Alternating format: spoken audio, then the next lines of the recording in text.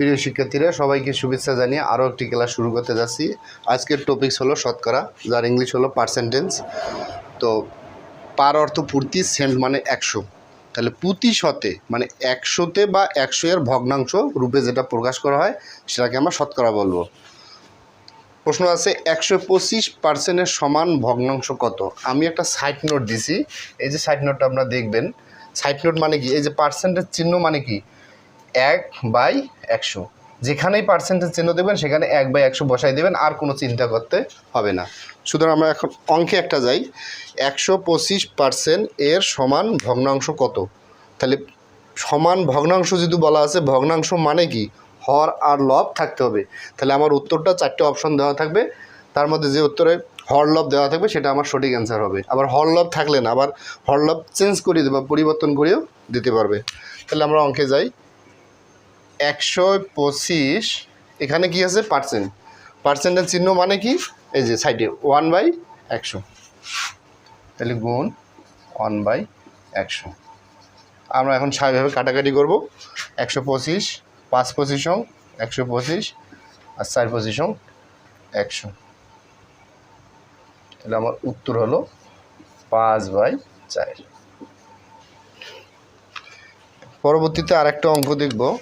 35% এ দশমিকে প্রকাশ করো, দশমিকে প্রকাশ করো। কত আসছে? 35%। আবার এখানে কি বলছে? দশমিকে নিয়ে আসতে হবে। তাহলে আমার উত্তরটা যেটা হবে সেটা হবে কত? 35% উত্তরটা আমার দশমিকে নিয়ে আসতে হবে 35%। তাহলে 35 গুণ কত আছে? এই যে পার্সেন্টেজ দেখা মাত্রই 1/100 আমি বসে দিলাম। তাহলে আমরা এখানে জানি 35 আছে, তাহলে 35কে 5 দিয়ে কাটলে কত হবে? 5-7 35, 5-20 100, তাহলে উপরে 7, নিচে হলো 20। এখন আমার অ্যান্সারটা কী আছে? ভগ্নাংশ। আমার উত্তর কিছুই আসতে হবে, দশমিকে প্রকাশ করতে হবে। তাহলে 7 20, আমাদের 7কে ভাগ দেই, তাহলে যেহেতু 20 বড়, 7কে ভাগ যায় না, সুতরাং আমরা 0.0 নেব। তাহলে এটা হলো 70, 3-20 হলো 60, ভাগশেষ নাম হলো কত? 10।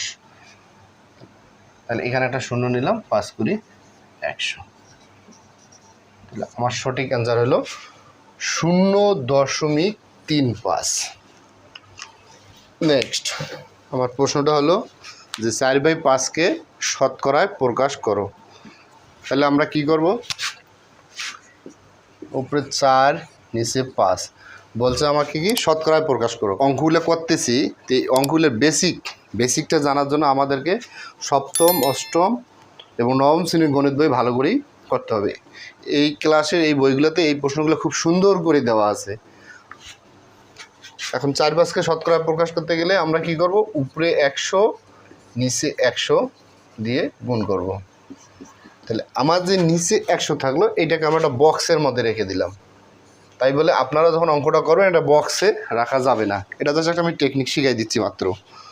তাহলে আমার 5কে 100 দিয়ে কাটলে 5-20 100, তাহলে উপরে হলো 4-2 8, মানে 80, নিচে হলো 100। তাহলে আমরা কি লিখতে পারি? উপরে 80, নিচে 100।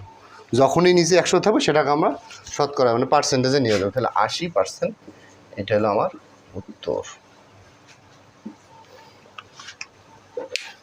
আবার এর আগে যে আমি অঙ্কগুলো করলাম দুইটা ছিল, যে 80 এর 20%, এবার কি আছে? 80 এর 20% এর 10%, মানে এবার আসলে 3টা। সেই অঙ্ক দেখে আবার ভয় করার কিছু নেই, যদি অঙ্কের আমি বেসিক জানি, অঙ্ক হয়ে যাবে কি পানি। তাহলে আমরা কি লিখব? তাহলে আমরা যদি কোথাও অঙ্কের মাঝে এইরকম এর চিহ্ন দেখি, এর মানে কি গুণ, বা এরকম হতে যে 80 টাকার 20%, টাকার এই যে র মানেও গুণ। আর যদি কোথাও ভাগ থাকে, ভাগে থাকলে কি করি আমরা? লব হরকে পরিবর্তন করে সেটাকে আবার গুণে নিয়ে আসি। তার মানে সব কাজগুলো হবে গুণের মাধ্যমে। তাহলে আমরা অঙ্কে দেখি 80 এর মানে কি বললাম? গুণ। 20%, পার্সেন্ট থাকলে কি করি? উপরে 20, নিচে কত? 100। আবার কি আছে? এর মানে গুণ, গুণ মানে উপরে 10, নিচে কত থাকবে? 100। তাহলে এখানে উপরে কটা শূন্য? 80, 20, 10 উপরের সংখ্যা, তাহলে এখানকার শূন্য, এখানকার শূন্য, এখানকার শূন্য, কটা শূন্য পেলাম? 3টা। এই 3টা শূন্য কেটে দিই, 1, 2, 3। তাহলে 8 দুগুণে কত? 16। নিচে আমার কত থাকলো? 10। তাহলে এটাকে যদি আমরা ভাগ করে দেই, একবারে আমরা ভাগ করতেছি, তাহলে 1.6 সঠিক অ্যান্সার। তো প্রিয় শিক্ষার্থীরা, এরকম আরও অনেক শতকরা আরও অনেক মজার মজার জিনিস আছে যেগুলো বিভিন্ন চাকরি পরীক্ষা আসছিল। আমি আমার পরবর্তী ক্লাসে সেগুলো ধারাবাহিকভাবে আপলোড করব। সেই পর্যন্ত সবাই ভালো থাকবেন। আল্লাহ হাফিজ।